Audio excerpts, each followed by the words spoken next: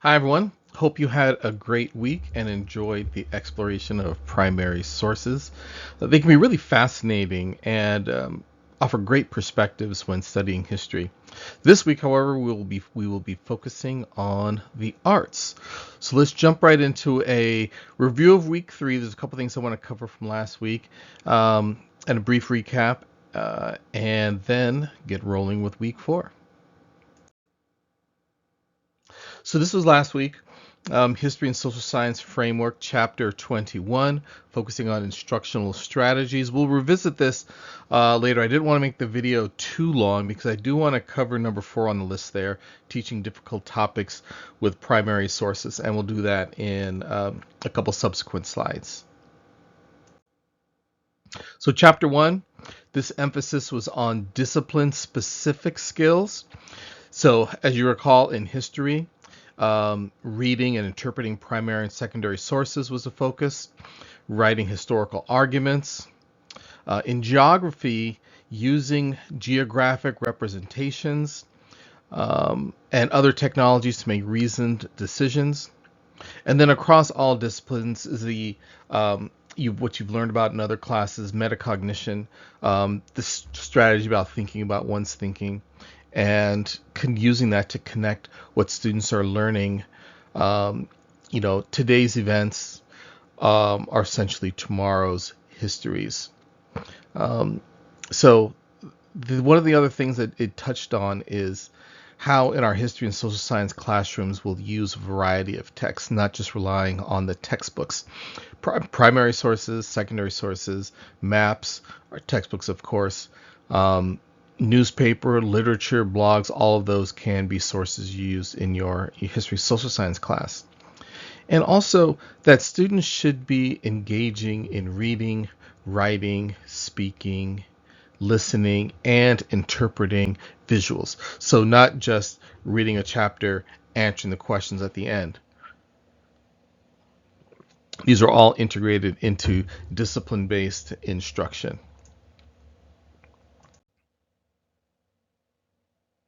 So teaching difficult topics.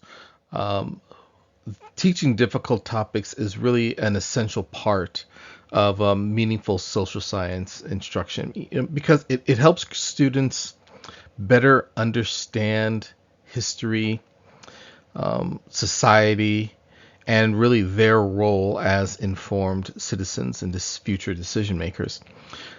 Using primary sources provides this real authentic perspective that encourages students to analyze events, consider multiple frameworks or viewpoints, develop critical thinking. So when we thoughtfully plan instruction and establish respectful classroom norms, provide age appropriate content, provide some context, students are better able to engage with sensitive content, in productive, meaningful ways where they're not shouting at each other across the room, um, or vilifying folks if they have a point of view different than their own. But ultimately, integrating primary sources when teaching challenging topics um, does a lot of different things. Promotes empathy, deeper understanding, and the developmental um, skills necessary for lifelong learning. So I created a brief chart based on the article, some examples of what are may be considered difficult topics, and again, must be age appropriate. Some of these you're definitely, a lot of you teach in a kinder or TK classroom. Um, your difficult topics may be different. It may be how are we safe on the playground? What are rules about our bodies, and keeping our hands to ourselves. So, but racism, slavery, genocide. And so there's a pretty good list there. I want to jump over to teacher considerations. So these are some things to think about, and it's important that we don't just jump right into a topic. We saw something on the news the night before or the morning news on our way to work, and then just kind of, um, students, what do you think about this that we read on the news? Be thoughtful about it. Think about it. Think about, know your students, anticipate some of their reactions. especially in California, multicultural communities and societies in classrooms. If there are, we want to be respectful of the students in our classes. If the controversial or difficult topic involves their race, religion, culture, nationality, gender identity. Also provide support for students if you're having an intentional discussion, so that the bell rings, they all run out, and then they're left with these thoughts the rest of the day. And work on being a facilitator rather than a lecturer. Okay, so we'll jump right into week 4 now. So week 4, we're going to be exploring the arts framework, culture, and the arts. As always, all the information is in the week 4 tab in Brightspace. We do have a discussion this week. Initial post. This is an interesting one. I particularly like this discussion. Initial post by Wednesday. 2 peer responses due by Sunday, and then your exit ticket. And the assignment this week, my art influence.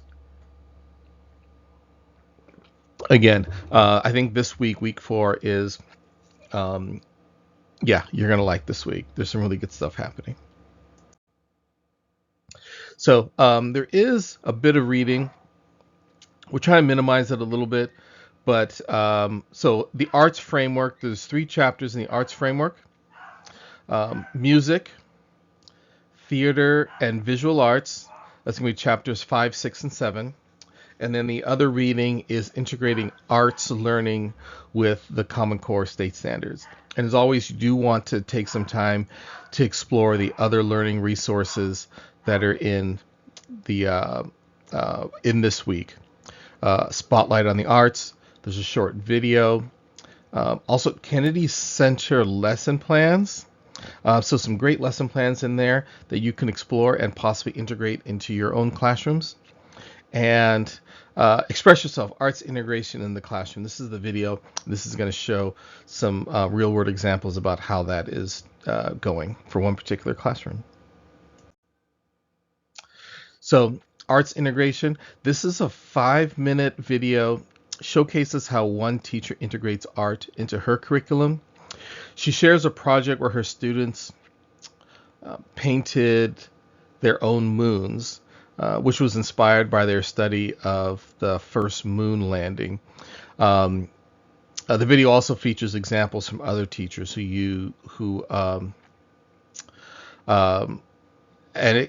examples of how other teachers have been engaging students learning. One, I believe, was about pioneers and Buffalo. It's a short video, about 5 minutes. So each of these chapters, like I said, there's some considerable reading if we're reading cover to cover. Each of these chapters is about 120 pages each.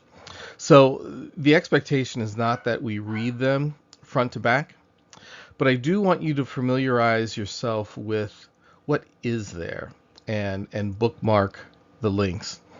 Also, jump to the very end of each chapter and read the conclusions. That is a great way to tackle a lot of the material as well. The authors provide a great synopsis of not only the importance of each, but they also provide the why. So the second bit of reading is integrating arts learning with the Common Core state standards. This particular piece is divided up into 3 parts. Learning in the Common Core and the arts, core principles, and then a conclusion. So this first part really talks about how arts naturally reinforce the Common Core state standards in language arts and math. You have interpretation, observation, research, writing, reasoning, and how we use these arts-based strategies to support all of those. The part 2, it's there's 8 core principles that they describe, emphasizing empowering, relevant curriculum, strong resources, assessment, professional learning, community engagement, leadership. So there's 8 core principles that they describe, and how arts integration in your classroom supports diverse learners, provides multiple entry points, differentiated instruction, varied learning styles, visual, auditory, kinesthetic, project-based learning. So some really great strategies based around these 8 core principles. Okay, so the discussion. Your discussion mentions, the prompt mentions multidisciplinary, interdisciplinary, and transdisciplinary. I have a great handout, sort of a cheat sheet, and I'll post that in the announcements along with the video, really describing the 3. A lot of us, are possibly more familiar with multidisciplinary, where we're working on a project with ELA and social studies, math, and science. The other forms of collaboration also very powerful. So using the reading as a reference for the discussion, discuss the opportunities and challenges with arts integration in the school environment you teach or anticipate teaching in. Then share your personal experience with the arts. So it's part 2. So opportunities and challenges, period. Then share your personal experience with the arts in school. So it's asking you to do 2 things. And if these experiences were multidisciplinary, interdisciplinary, or transdisciplinary, if you can attach the experience to any of those 3.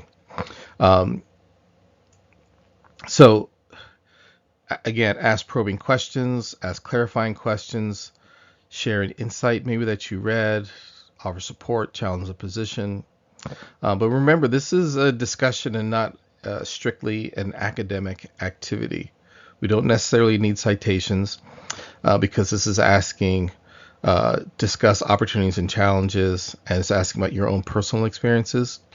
The other thing is we're all reading the same text.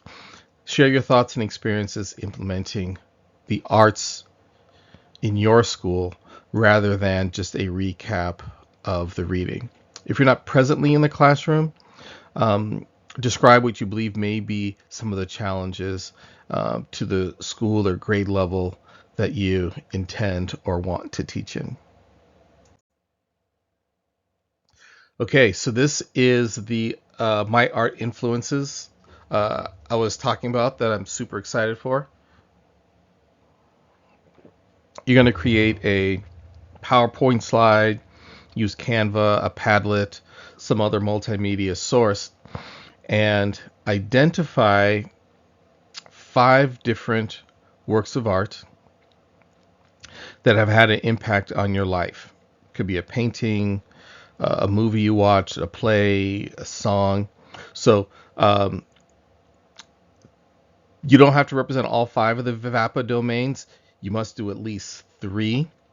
So if I were tackling this assignment, if I were to go with music, I'd likely pick maybe an artist from my childhood, like Motown, my mom played growing up, or maybe I choose something from the 80s during high school.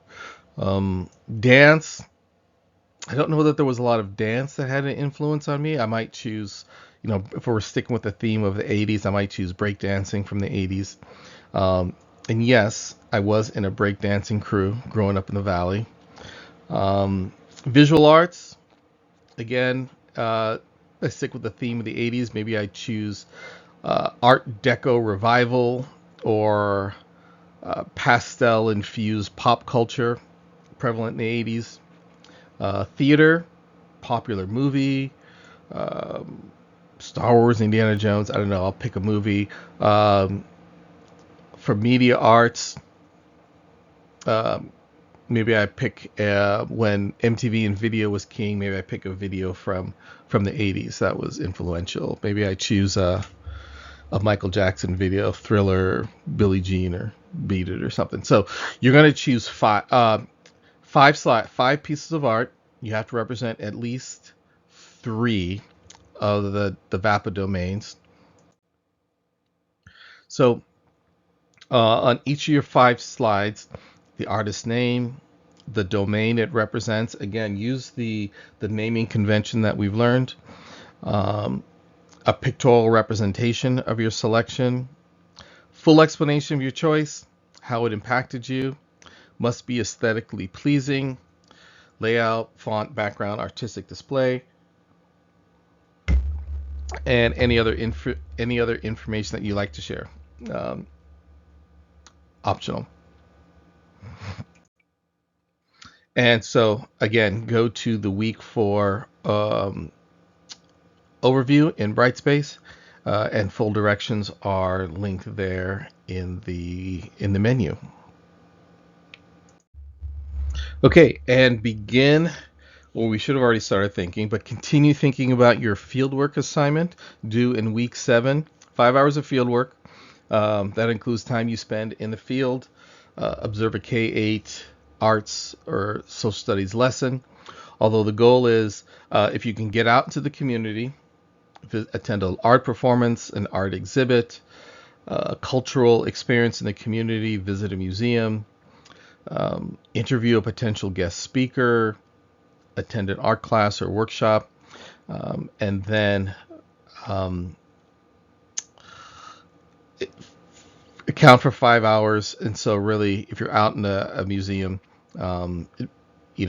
that's part of the time, and you're planning and you're developing the presentation as part of that also. Because the goal is to learn about the community and cultural resources available to you for classroom instruction in history and the arts. And lastly, don't forget about exit ticket. Pretty straightforward as always. 3 things you learned, 2 things you want to try, 1 helpful or interesting point from our weekly video. And that's it. That's all I got for you. Hope you found this helpful. No office hour this week. I'm going to be out of town for a few days, but if you have questions, you can still reach me by text or email. Also, check the announcements for my Calendly link to set up our 15-minute one-on-one. If none of those times work for you, they're either early mornings or late afternoon, evenings, let me know and we can set something up. Thanks everyone for your attention. I'm looking forward to connecting with you all. Have a great week.